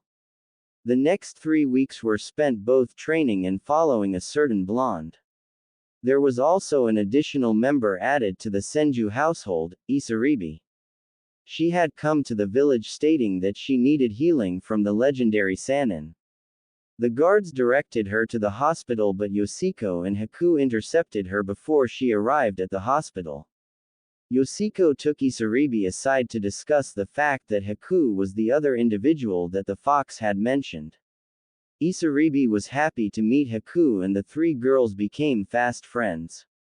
Yoshiko sent a message to Shion with a quick explanation about what was going on. The return message stated that she would be ready when they called upon her. She also was still mourning the loss of her future child. Shion also offered to purify Yoshiko and Naruto at the same time, similar to what she had done before. At the end of the 3rd week, the Chunin exams had hit the village.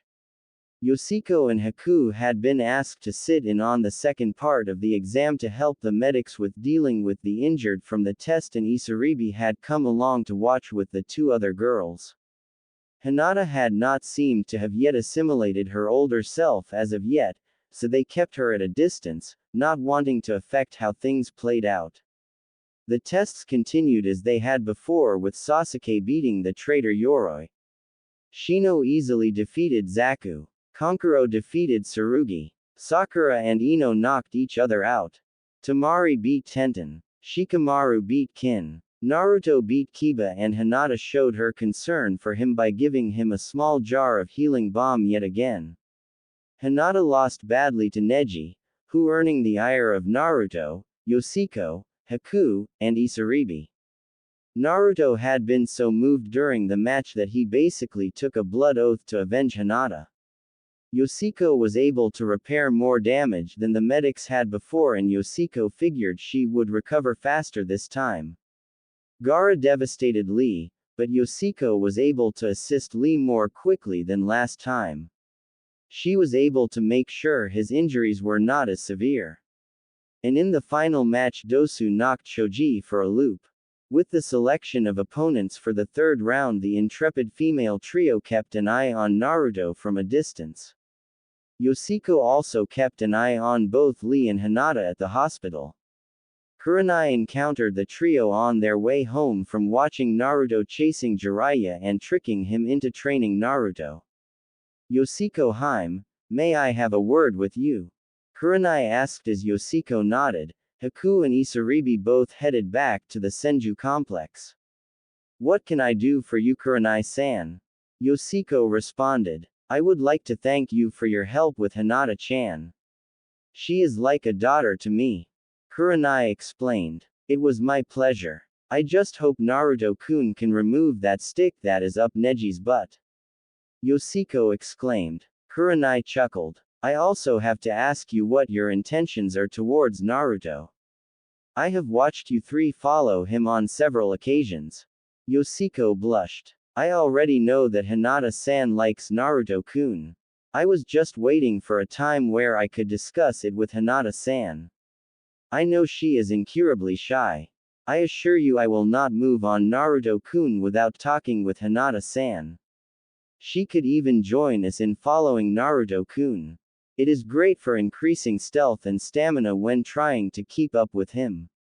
At times he can push your stamina to its limits. Then I am to understand that the heir to both the Hyuga and the Senju both are after the same kid? Kurenai asked with a slight smile. Yoshiko nodded with a large smile. Yep. You got it. Heck, if we actually catch him we might as well share.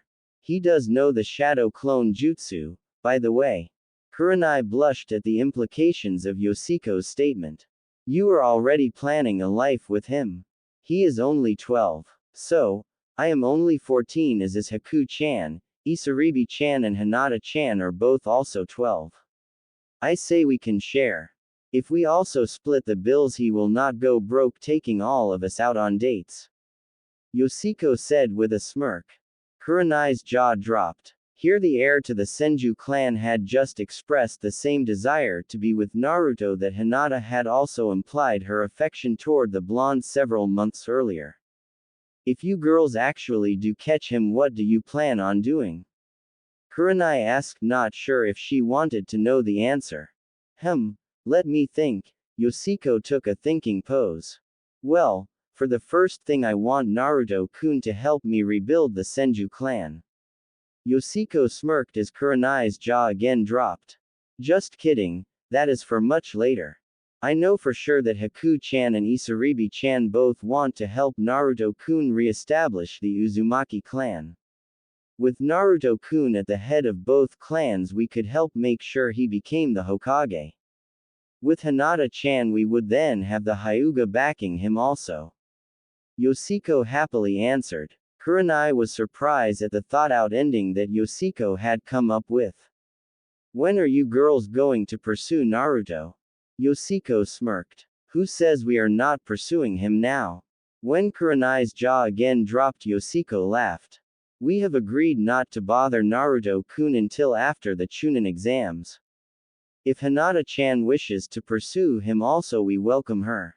Kurenai-san, we are not rabid fangirls like those that pursue the Uchiha. We admire and deeply respect Naruto-kun for what he is and what he stands for. You can rest easy for Hinata-chan because I intend to go ask for my mother's permission to pursue Naruto-kun after the Chunin exams. I also have to have a discussion with a certain pervert. Yoshiko looked a little annoyed at that subject. Kurenai looked at Yoshiko and scrutinized her answers. Which pervert are you referring to? Jiraiya.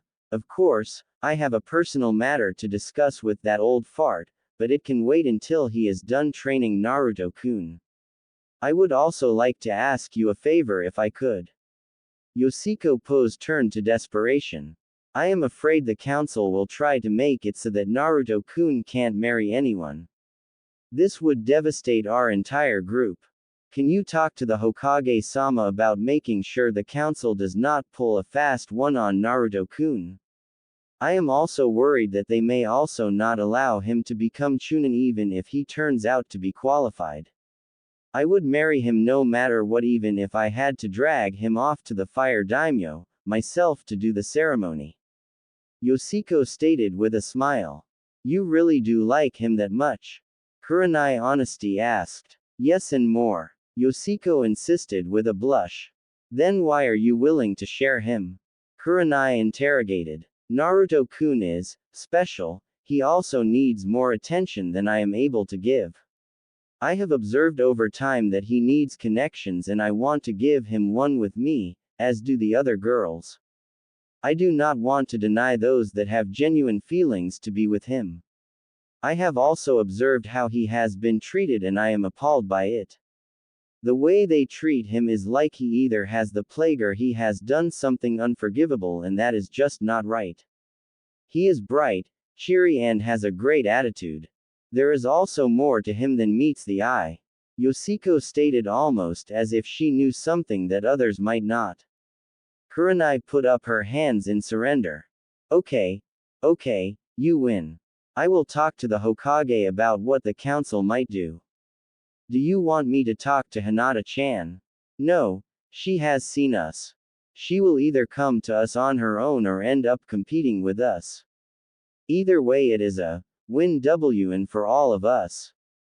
I do think she will eventually come to us and we can then talk about our mutual affection towards a certain blonde. If she is willing to share, then there is no problem. Heck, it might even help her with her confidence.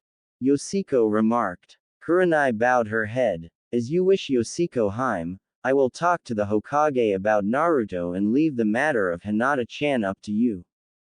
Kurenai left in a swirl of leaves. Yoshiko continued home and opened the gate to find Danzo standing at her front door. She began to grimace. Danzo-san, to what do I owe the pleasure? You will refer to me as Sama when addressing me. Danzo stated. Nope. Mom won't do it, so I won't. Yoshiko refuted. So what do you want? Danzo looked at her with his unbandaged eye. I find it odd the two most eligible females in Konoha under the same roof and neither is pursuing the most eligible bachelor. I have come on behalf of Sasuke Uchiha to ask for your hand in marriage. He has already sent the request on to the Fire Daimyo. Here is our one-word answer, no. Haku stated as she opened the door. Let me make this easy for you Danzo. Sama. No, hell no, no way in hell am I going to marry that brat, Sasuke Uchiha. If the Senju and the Uchiha ever join it will not be in my generation. If Sasuke finds a willing victim to produce his offspring then they may try to court my children but until then he will not have me or my clan. Yoshiko declared. Guess he didn't get it when we punched him into the store wall the first time. Either that or he likes to be abused. Haku teased. Maybe if I join his fan club he will leave me alone. Yoshiko teased. Nah, he would expect you to take his offer then. Haku rebutted with a chuckle. It would be a great thing for the village to have the two founding families become one. And if they could produce a dual bloodline then it would be all the better. Danzo declared. Get out of here before I use your cane to break your good arm and leg. Yoshiko warned. Danzo lowered his head and walked away as he shook his head. So what are you going to do about the letter to the daimyo? Haku asked as the both entered the spacious home. Yoshiko grinned similar to Naruto when he was up to something. I already sent a letter to him stating that if the Uchiha attempted to force a marriage with either of us I would start a clan war and kill Sasuke. Ouch. You know how to hit him where it hurts. You know you would have help in the war, right? Haku inquired. I was counting on both of you to help me smear him across the mountain. We would take turns. Yoshiko smirked. I would also have a secondary plan if the daimyo agreed with the council and Sasuke Tem. Isaribi entered the room with a grin on her face. And what would that be, Haim? Sorry, can't tell. It's an S-ranked secret. Anyway, I hope Hinata-chan gives her inspirational speech to Naruto-kun at the end of the month. It would be bad if Neji were to actually beat him. Yoshiko contemplated as she sat down on the couch. After dinner Haku went up to bed but Yoshiko and Isaribi both stayed downstairs and talked. So why do you get the new body? Isaribi asked. Yoshiko smiled. Well, how would it look if a 50-year-old woman came back to a village she said she would never return to just to shack up with a 12-year-old? Isaribi cringed at the thought. You do have a point. But that isn't your body, is it? Yoshiko pondered the question for a moment. Yes and no. I am both Yoshiko and Tsunade from our original timeline. Yoshiko was the child I had miscarried during that timeline. Isaribi looked apologetically at Yoshiko. Sorry. I do know that my birth did straighten out Mom a little. She is still the same enough that if she meets him the reaction will be the same. We just need to keep things going as they are. My worry is that Naruto-kun will actually die this time when he goes up against Kabuto. Thus the reason we are leaving him alone for now. Yoshiko then grinned again. We get him when he gets back. Isaribi's face turned bright red. No, not that way, we are still too young. How is your training going? Haku-chan has got me up to speed with basic jutsu and the weapons. I am still having a hard time with the studies, sorry. Isaribi responded. I am not even sure we want to become shinobi. Heck, we could have Naruto-kun retire and have him hit all the gambling halls, cleaning them all out. Yoshiko jested. What about Akatsuki? Not a problem until he comes back from his training trip with Jiraiya. We also want to make sure that he befriends Gaara of the desert. We might also want to contact the Fuma clan and attempt to sway Sasama to bring the Fuma clan here. Yoshiko commented. Do we have to? That will take months more for us to wait for Naruto-kun. Isaribi complained. I don't like it myself. According to Naruto-kun and Sakura Tem, Naruto-kun nearly died on that mission too. I am not sure how I would like for us to deal with it. If we let Sasuke go and work on patching him up after he returns from that mission, he should be truly ready for some companionship then. Also, there are several missions I do want him to go on. Tea and snow both need to happen so we have stronger allies. We could help him on the mission to the land of vegetables. We are training, but I don't think Mom wants me to become a shinobi. Yoshiko stated. Do we have to share him with Sasama? What about Haruna from vegetables? How many women will we have to share him with? Isaribi again whined. Yoshiko sighed. Okay, we can all confront him after he gets back from going to the land of rice. Then we will tear down Sakura's hold upon him. Okay, let me get this clear. We have you, Haku, Hinata, Yakumo, Shion and me for starters, that makes 6. We might add Sasama, Haruna, Amaru and possibly Koyuki. Am I missing anybody? Isaribi stated as her head began to spin. Yoshiko grinned. Well, if he ends up with that many women, I am sure Anko would want to join in. Shizune might not be too bad as long as mother doesn't want to give me a sibling with our future husband. That could make things difficult. Yoshiko replied as her head also began to hurt. Oh, and what if the pink banshee wants to join because her precious Sasuke has left? Isaribi exclaimed with a deep sigh. Yoshiko then beamed. Then I initiate Operation Naruto Gala Marriage Round Robin. As first wife I decide who he can marry and who he can't. Haku appeared next to the girls, this caused them both to jump. What is this you have been talking about marriage and other women? Yoshiko sighed. Okay, since you are part of this whole wanting to be special to Naruto-kun, in for a shoe-in for a Ryo. There are a few things we need to tell you. Haku looked shrewdly at the other girls. Okay. First, what we are about to tell you is the truth. Yoshiko paused as she waited for Haku to acknowledge her point, to which Haku nodded. We are partially from an alternate future. Haku's face became skewered and contorted. That is a new one. Now we're getting to the confusing part. Yoshiko again waited for Haku to nod acknowledgement. Both Isaribi and I have merged spirits. I know I am going to regret this, but what does that mean? Haku questioned. Let me tell you a story. Yoshiko began as Haku nodded. There was a blonde-haired boy who traveled to the Wave Country and met a couple of people he found to be special to him. One was named Haku, the other was named Zabuza. I'm following so far, but I already know this story. Haku stated. No, you don't. Haku, in my spirit's past you and Zabuza died at the bridge. I was also never born, at least not in this body, it was never born, and it was miscarried over 14 years ago. Haku looked shocked as Yoshiko continued. Naruto was a Class A idiot, a lovable one but an idiot. That part of my spirit was Tsunade Senju, my current mother. Naruto had convinced me to come back to Konoha to become Hokage so that he could eventually become Hokage. He went on several missions, got hurt a lot, made lots of friends and was just himself. Eventually he met Shion and saved the world from a demon. She asked him to father a child with her. Naruto-kun being himself didn't know what he had agreed to. Haku's jaw continued to fall further as the story continued. After some schooling in the birds and the bees, Naruto-kun went to Shion and they produced a new life. That gets me to the sad part. Shion was about 6 months along when Naruto fought a man named Madara Uchiha. This laid him up in bed for more than a month.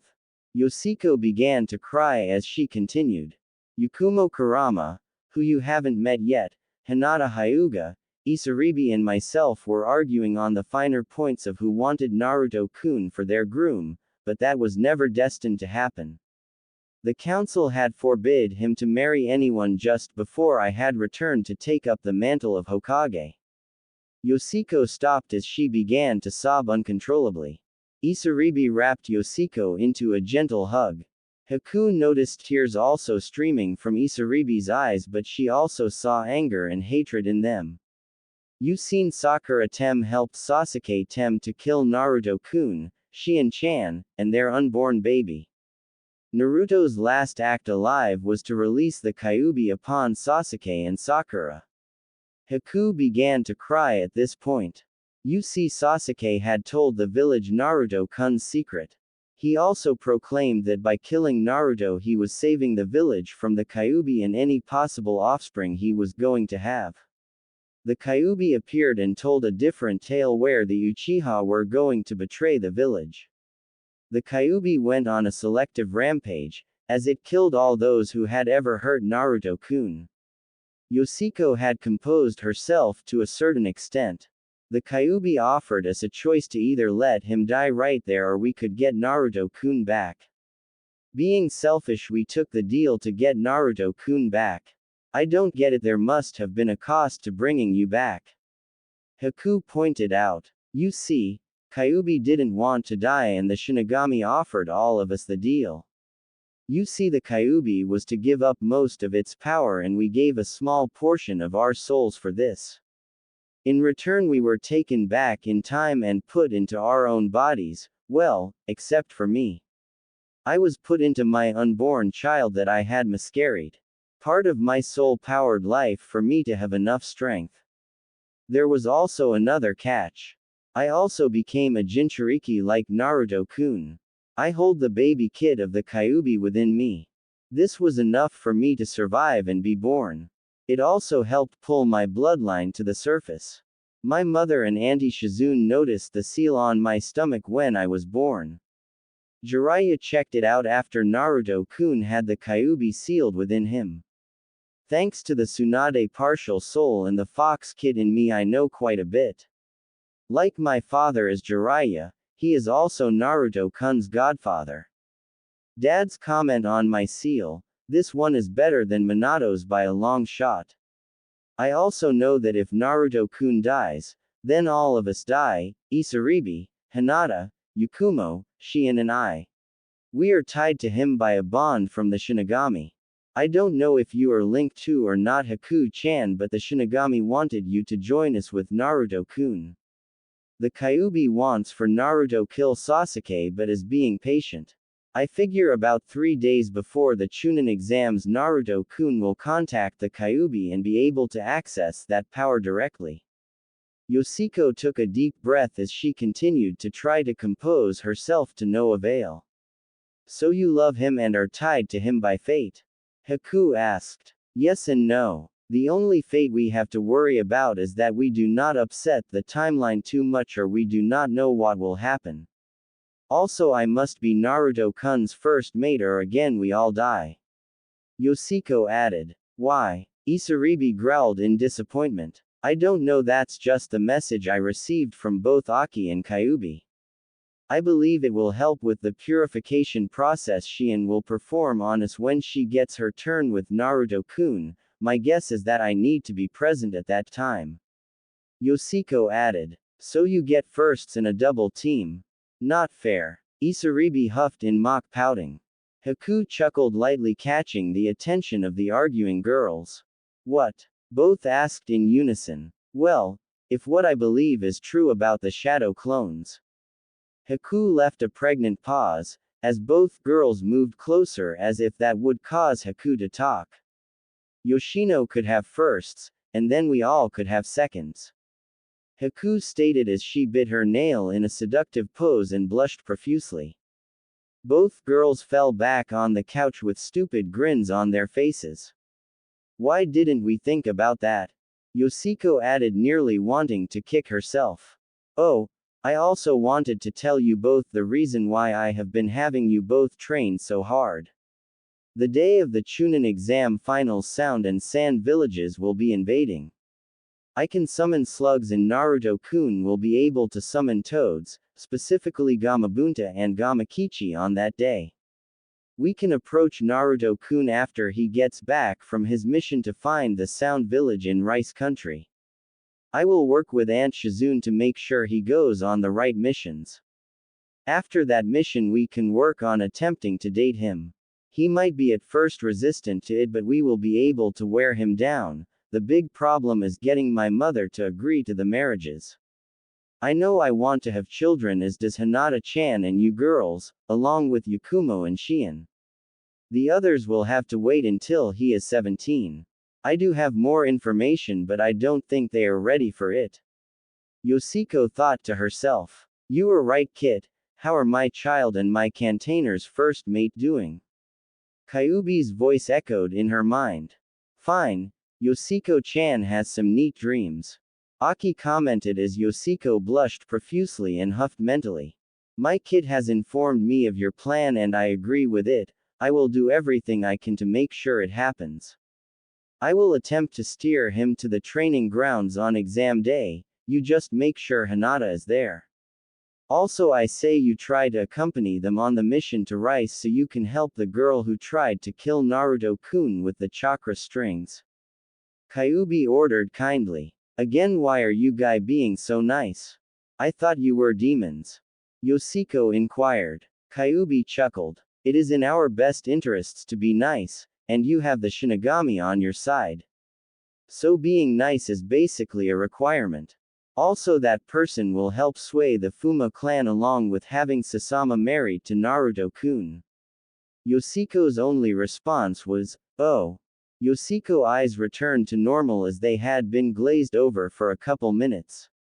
Are you okay, Yoshiko-chan? Haku asked with a worried look. Yeah, I was just talking to Aki and Kyuubi. Guess I now know what it is like to be Naruto-kun, at least somewhat now. Yoshiko replied. So, how long until we can get together with Naruto-kun? Haku quipped. His birthday is after the Chunin exams. If he does the mission to Rice like he did, he will return a couple days before his birthday and we can help him celebrate and ignore the festival here in the village. I also figure Hinata will be merged by then as Yakumo will also have done so. We can invite all those that are not outside of the village. If the timeline keeps true, we will see Sasuke in the hospital, injured from Itachi. Mom will come and heal him. Naruto will realize that his chances with Sakura are very low. We can talk to him then to help cheer him up. No official dates until after he gets back from Rice, agreed. Yoshiko asked, almost yearning for the others to argue with her logic. Also I will have my mother send us, at least the three of us, to possibly recover a dying member of the Fuma clan so that they will be more inclined to come to Konoha. The girls decided to end it there as Yoshiko and Haku had rounds at the hospital the next day. The days before the exam passed quickly. The council didn't bother the girls at all during this time. Kurenai did visit to inform Yoshiko that Hinata had a message for her. Things going as scheduled. She will meet him on time and make the needed contact. There was also a message from the Hokage that stated, Naruto will be free to marry if he likes and the council will not interfere. This pleased the girls to no end. Training and work kept them busy. The day of the Chunin exams came and the girls attempted to follow Naruto but lost him when he ducked into an alleyway with Konohamaru. The girls then went home and got all the weapons they could equip on themselves without attracting too much attention. Haku also brought along several water bottles as extra ammo. They made it to the arena to find that everything had gone as expected. They found Hinata sitting next to Kiba, although she looked a little pale. As they passed, she nodded to them, acknowledging that she had played her part in inspiring Naruto before he had arrived. The girls found seats in the area between Hinata and Sakura, wanting to keep an eye on the pink-haired girl. The first match was announced as being between Naruto Uzumaki and Neji Hyuga. Everyone left the arena for the observation area, except for Sasuke, who had not arrived yet. Neji began to berate Naruto about fate. Naruto's answer was to just show his fist as he did after the fight Neji had with Hinata. The match looked like Naruto was outmatched the Hyuga, genius. Both showed great skill, Naruto using his shadow clones and Neji using advanced Juyuken techniques. Eventually Neji had closed all of Naruto's chakra points and proclaimed his victory. Naruto then surprised everyone with reopening his chakra points with the help of the Kyuubi's chakra. Naruto then began to use this power to even the playing field with Neji. Eventually Naruto and Neji collided and this left Neji digging himself out the ground and Naruto leaving a clone as bait for Neji to gloat over. Naruto had ambushed Neji from underground and won his match to the excitement of the crowd. Hinata had shown a link with Naruto when he was injured and was taken to the upper seats and healed by Kabuto. Kiba delivered her to the hospital and returned only to be knocked out. Sasuke had been given more time to arrive as Shikamaru had nearly beaten Temari only to give up after Kankuro forfeited his match against Shino. Sasuke was given an additional 10 minutes for he still had not arrived yet. All of the girls were appalled that Sasuke had been given several chances to show up but still had not arrived yet. Right at the last second Sasuke and Kakashi showed up, impressing some but pissing off others, especially the girls. Soon after the fight began, Lee arrived to show that he was actually feeling better. Yoshiko knew he would still need major surgery but it would not be as hard as it was when she had healed him before. Lee seemed disturbed by Sasuke's match as he showed off that he has stolen Lee's moves and now could use them with similar proficiency as Lee. Yoshiko and Lee noticed that Sasuke lacked the endurance that Lee had and had to revert to using the Chidori to attack and injure Gaara. This was the turning point as a genjutsu was cast upon the arena. All three girls broke the genjutsu for themselves and proceeded to sneak over by Naruto. Kakashi gave an order for Sakura to wake Naruto and Shikamaru to go after Sasuke who had chased after Gaara and his siblings. Yoshiko took one sad look at the roof of the building that Sarutobi and the Kazekage, actually Orochimaru, as the building became surrounded by a black barrier. A tear fell from her eye as she said goodbye to her former sensei and Hokage. The three girls snuck out of the arena in pursuit of Naruto, Sakura, Shikamaru and Pakken, Kakashi's summons. After taking out several sound shinobi as they moved to an area Yoshiko knew to be the final battle area. The girls had actually taken out a second pursuit team that was never been mentioned in the original reports she had read while she was Hokage.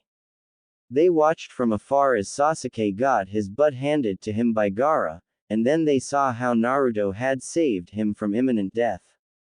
They watched as Gaara pummeled Naruto. Yoshiko watched and saw the seesaw battle go until Naruto finally got inspired. They then watched in awe as Naruto pulled one move after another as he returned the beating he had received from Gaara several thousand-fold. Both finally exhausted. Gaara was give the advantage and began to surround Naruto with his sand. Naruto, by all impossible odds, summoned Gamabunta. Thus began yet another battle as Gamabunta and Naruto began to fight Shukaku. Naruto and Gamabunta for a short time transformed into the Kyuubi. The girls all smiled at this. The battle ended with Naruto punching Gaara in the face and both falling to the ground as they had dismissed both Gamabunta and Shukaku moments before they traded blows. While Gaara had been forced to dismiss Shukaku, and Gamabunta could no longer battle, so he and Gamakichi left for home. Both boys hit the ground hard, but Naruto continued to crawl towards Gaara, sending fear through the Aikibi container. They saw fear in his eyes as Sasuke rescued Sakura and then moved to reassure Naruto that she was safe. Haku sighed sadly. The girls appeared as Naruto passed out and began to administer first aid as the Sand siblings fled the scene. The things that concerned the girls were that Sasuke's face showed that his curse seal showed that he no longer had it under his control. Yoshiko pronounced that Naruto was suffering from chakra exhaustion, and Haku stated that Sakura had a couple cracked ribs. The girls each took one person as they headed back to the village. Yoshiko took Naruto, Isaribi took Sasuke, and Haku took Sakura on their shoulders as they made their way back to the village. They stopped to help render assistance to Shino and his father after Kankuro had poisoned Shino. Upon reaching the village, they dropped of everyone at the hospital, and Yoshiko and Haku had to work. Isaribi left so that she could get out of the way but was stopped by Kurenai.